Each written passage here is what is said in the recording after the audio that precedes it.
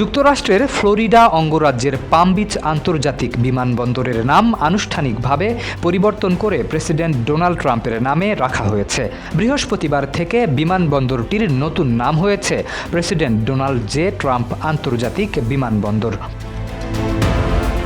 বার্তা সংস্থা রয়টার্সের প্রতিবেদনে বলা হয়েছে, ট্রাম্পের দ্বিতীয় মেয়াদে দায়িত্ব গ্রহণের পর বিভিন্ন সরকারি প্রতিষ্ঠান, ভবন, যুদ্ধজাহাজ এবং অন্যান্য সরকারি উদ্যোগে তার নাম যুক্ত করার ধারাবাহিকতার অংশ হিসেবেই এই নাম পরিবর্তন করা হয়েছে।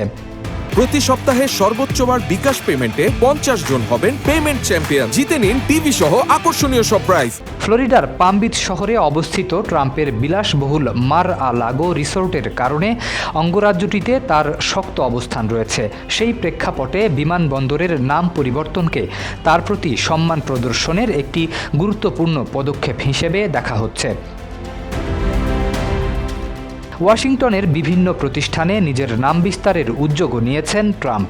এর অংশ হিসেবে United States Institute of Peace ভবনের সঙ্গে তার নাম যুক্ত করা হলেও John F Kennedy Center for the Performing আর্টসের নাম পরিবর্তনের চেষ্টা আদালতে বাতিল হয়ে যায়।